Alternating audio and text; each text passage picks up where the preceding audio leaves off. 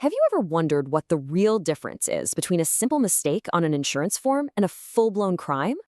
Well, today we're going to dive deep into California's Penal Code 550. That's the law that defines insurance fraud, and trust me, you might be surprised by just how much it covers. So when you hear insurance fraud, do you picture some elaborate Ocean's 11 style scam? The reality is it's actually way broader than that. As we're about to see, it can cover everything from those big staged accidents to what might seem like small, innocent exaggerations. All right, here's our game plan. We're going to start with the law itself, then look at some real-world examples. After that, we'll get into the consequences, see how these investigations actually unfold, and finally, talk about what happens right after an arrest. Let's jump in. Okay, first things first. Let's decode the actual law. What is California's Penal Code 550 really all about? At its core, Penal Code 550 is pretty simple. It is illegal to knowingly give false or misleading info to an insurance company.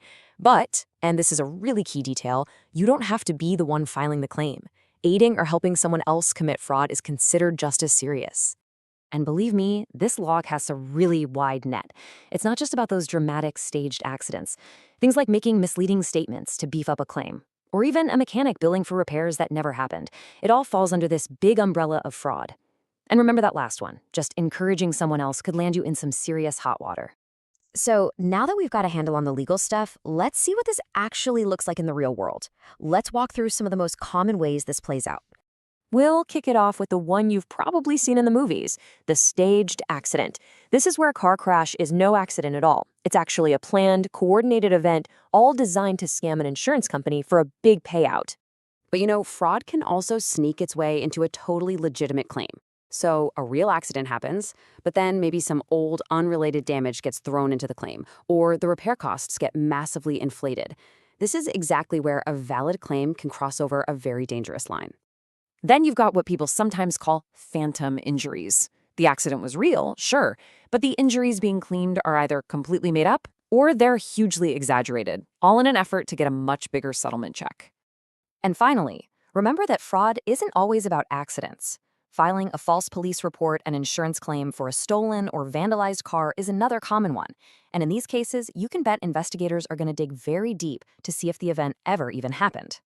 So with such a huge range of activities, the consequences can be really different. Is it a simple slap on the wrist, or is it a serious felony? Well, as it turns out, the answer is all in the details. You see, prosecutors weigh a bunch of different factors.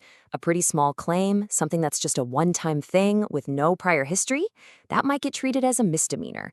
But high-value claims, any sign of organized activity, or a criminal record with past fraud, that can bump the charge up to a felony fast. Okay, so we've covered the what and the why. Now let's talk about the how. A lot of these cases develop quietly, behind the scenes, following a pretty clear path that goes from a simple suspicion all the way to an arrest. It usually kicks off with a single red flag. Maybe an insurance adjuster just spots something that doesn't add up. That triggers an investigation, which, by the way, can go on for a while without the person even knowing they're being looked at. Once those investigators gather enough evidence to establish what's called probable cause, which is just a reasonable belief a crime was committed, that's when an arrest can happen. An arrest is a massive turning point in this whole process. And from that moment on, the immediate priority becomes securing a release from custody. And that leads us right into the often confusing world of bail. So what is bail, really? Well, at its most basic, it's a financial guarantee you post with the court. By posting bail, a person is essentially promising they'll show up for their future court dates in exchange for being able to stay free while their case moves forward. Now, there are really two main ways to get released. For those who have the cash on hand, you can pay the full bail amount directly to the court. But with bail, in these cases often being tens of thousands of dollars or even more, most people go with option two. They turn to a bail bondsman and pay a smaller fee to have a bond posted for the full amount. And getting out of jail quickly is so important, especially in these kinds of complex fraud cases. I mean, think about it.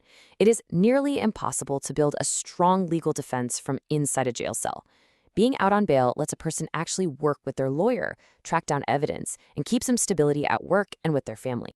This quote from the source material really just hits the nail on the head. Securing a fast release isn't about trying to dodge the consequences. It's about preventing a single accusation from completely destroying your life before the case is even heard by a judge or jury.